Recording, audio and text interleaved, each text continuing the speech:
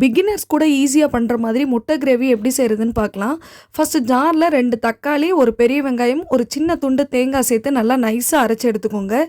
இப்போ ஒரு கடாயில 3 டேபிள் ஸ்பூன் நல்லெண்ணெய் சேர்த்துட்டு, அது நல்லா காஞ்சதுக்கப்புறமா 1 டீஸ்பூன் சோம்பு, 10 சின்ன வெங்காயம், கொஞ்சமா கருவேப்பிலை சேர்த்துக்கோங்க. இந்த வெங்காயம் வந்து நல்லா செவக்க வர வரைக்கும் வதக்கி எடுத்துக்கணும். இது கூட அரைச்சு வச்சிருக்க விழுதையும் சேர்த்து அதோட பச்சை வாசனை போற வரைக்கும் நல்லா வதக்கி விட்டுறணும். இப்போ 1 டீஸ்பூன் அளவுக்கு இஞ்சி பூண்டு பேஸ்ட்டு, அப்புறம் 1 டீஸ்பூன் வந்து தனி மிளகாய் தூள், 1 டீஸ்பூன் நான்வெஜ் மசாலா, 1/2 டீஸ்பூன் அளவுக்கு கரம் மசாலா சேர்த்திருக்கேன். இந்த நான்வெஜ் மசாலா ரெசிபி வேணும்னா கீழே கொடுக்குறேன், செக் பண்ணி பாருங்க. இப்போ மசாலாவோட பச்சை வாசனை போகிற வரைக்கும் நல்லா வதக்கி விட்டுட்டு தேவையான அளவு தண்ணி ஊற்றி ஒரு 10 நிமிஷம் நல்லா ஹை ஃப்ளேமில் வச்சு கொதிக்க விடுங்க.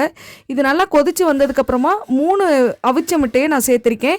நீங்கள் உடச்சி ஊற்றி செய்கிறதுனால செய்யலாம், நல்லாயிருக்கும். இப்போ முட்டையை சேர்த்ததுக்கப்புறமா தேவையான அளவு உப்பு சேர்த்து ஒரு 5 நிமிஷம் நல்லா ஹை ஃப்ளேமில் கொதிக்க விட்டு மல்லித்தலை தூவி இறக்குனீங்க அப்படின்னா முட்டை கிரேவி ரெடி. நீங்களும் கண்டிப்பாக ட்ரை பண்ணி பாருங்கள்.